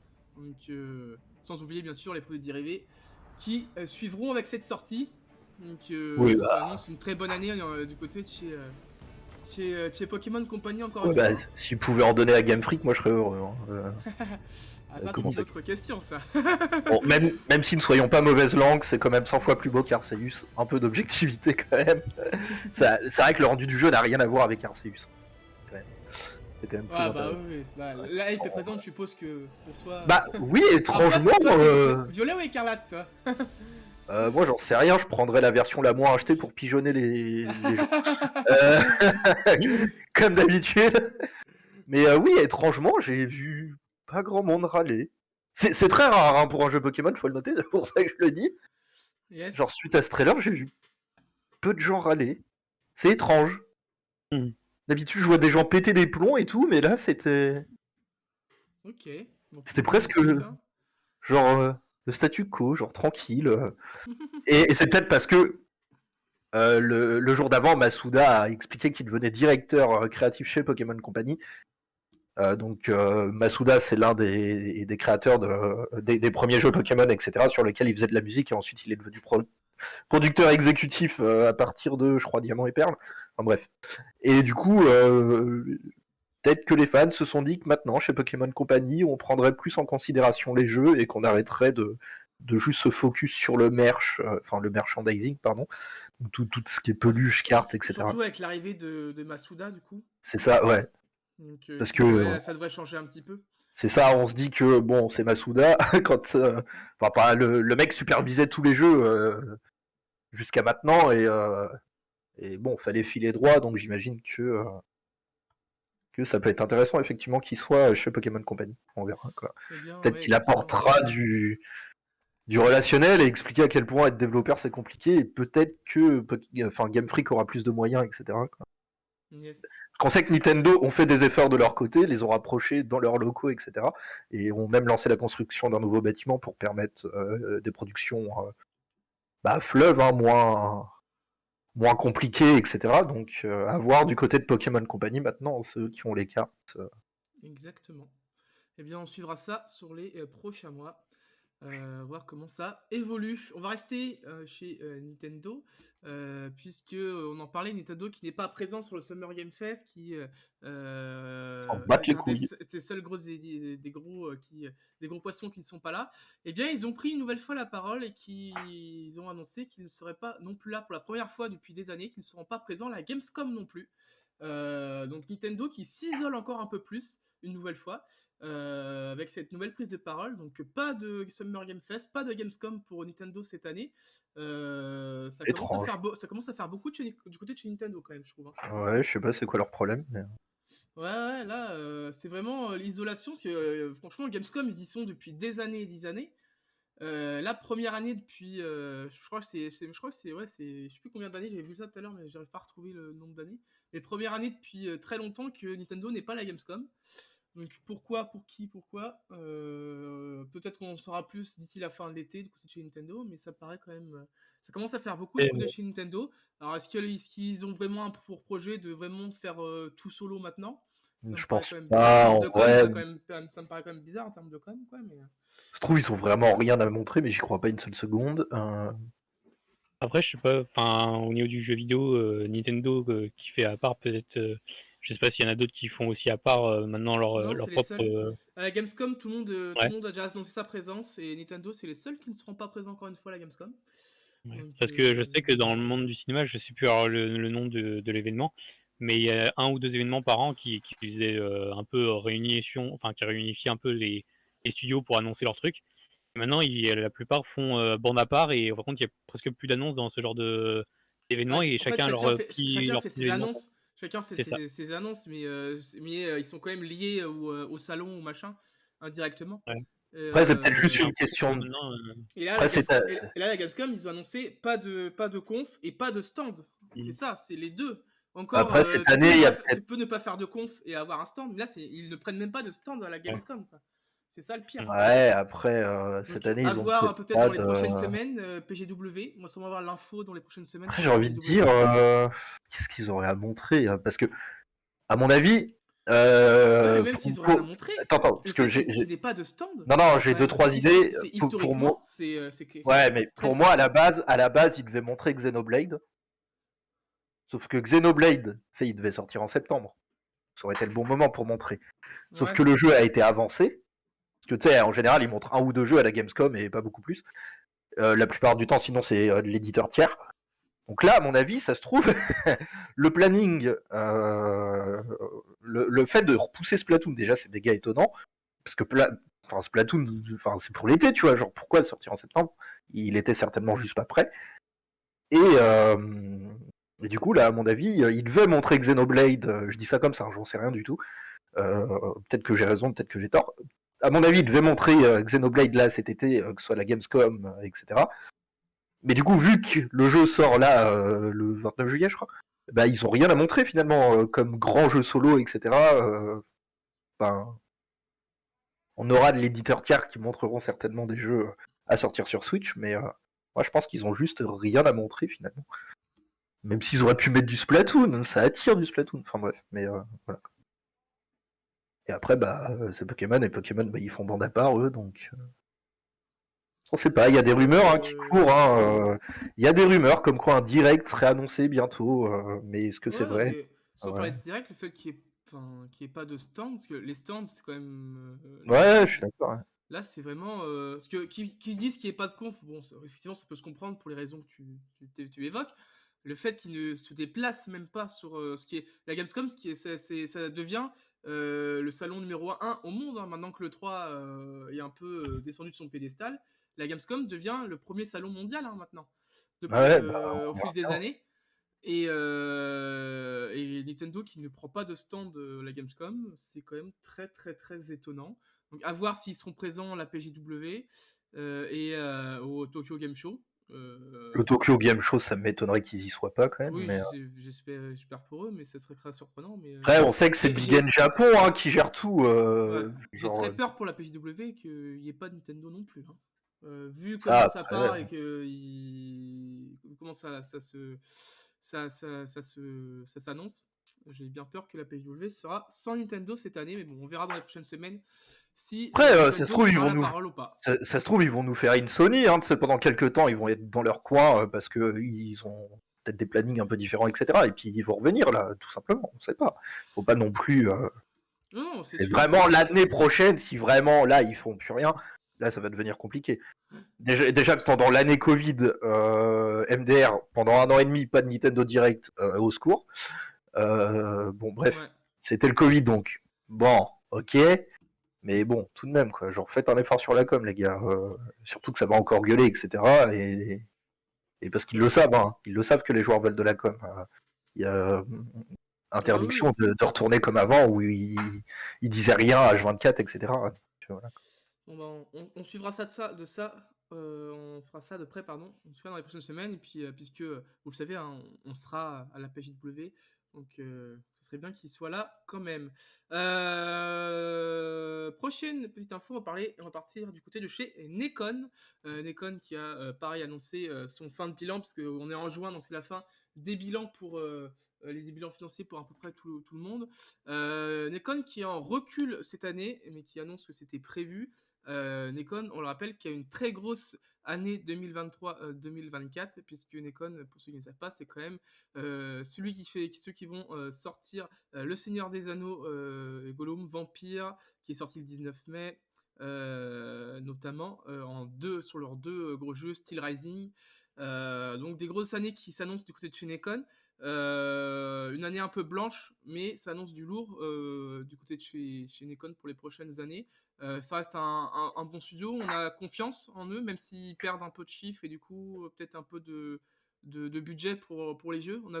On reste confiant du côté de chez Nekon, tu penses? Ouais, après, faut voir. Les investisseurs, tant qu'ils sentent qu'il y a du potentiel, en général, ils investissent, mais bon, faut voir. Eh bien, Faut voir. ça, avec notamment aussi du skateboarding, du Test Drive Unlimited qui sortira entre 2023 et 2024. Ils ont beaucoup de jeux en cours. Faut faire attention aussi à pas trop se lancer, parce qu'on sait que Nekon a pas mal de studios, notamment ceux qui font Edge of Eternity, le Tennis World Tour pour ceux qui connaissent un peu au niveau du sport. Donc beaucoup d'investissements du côté de chez Nekon. Attention à pas se brûler les ailes. Je pense que c'est pas encore alarmiste, mais il va pas falloir se rater sur la prochaine année du côté de chez Nekon. Yes. On continue avec du Marvel Spider-Man et le Miles Morales.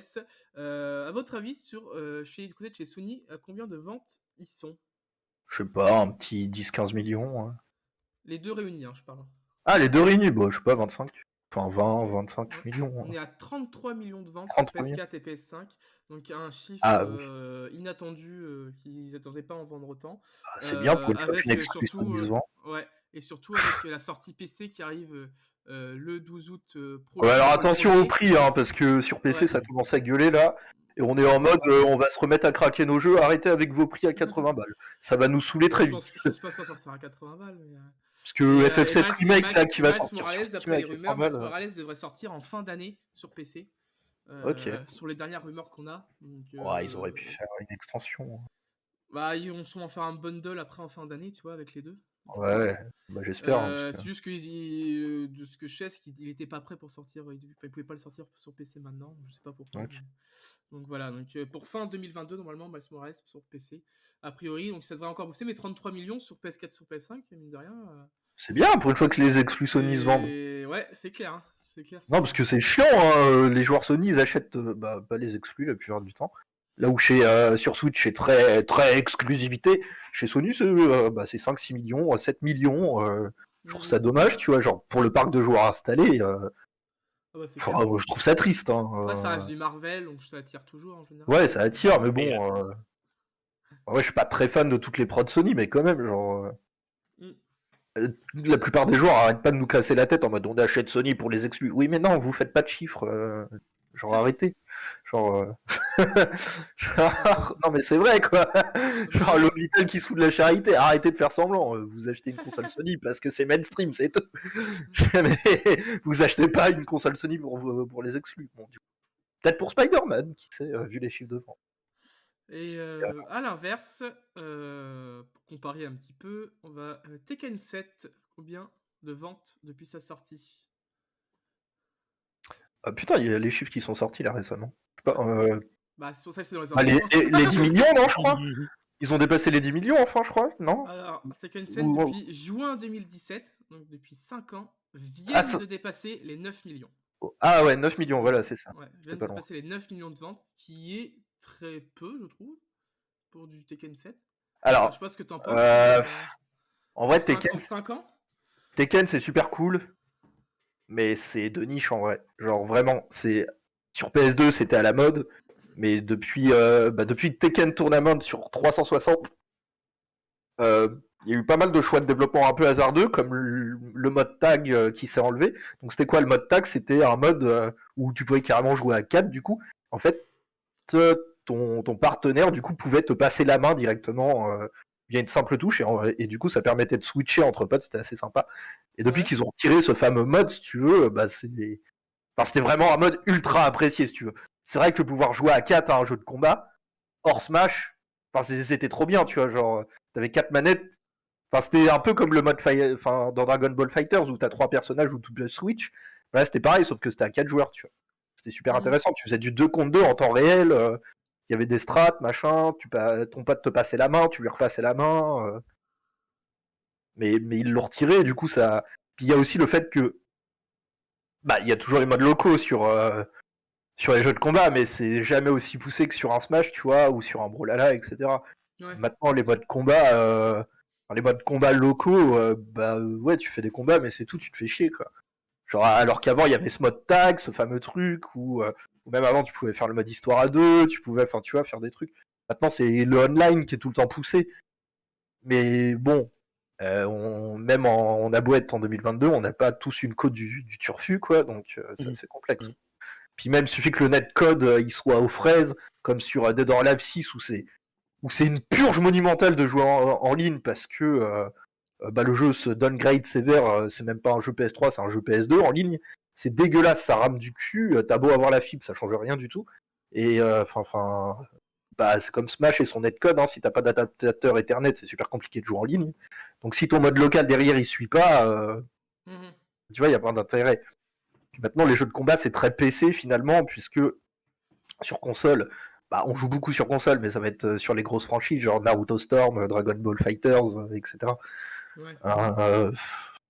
Et sur PC, on peut jouer facilement en local maintenant, sauf qu'il n'y a plus de mode local, donc tu vois, c'est comme les FPS, tu vois, il y a de moins en moins de mode local, alors c'est trop bien, tu vois, de jouer un FPS en mode local avec ton pote.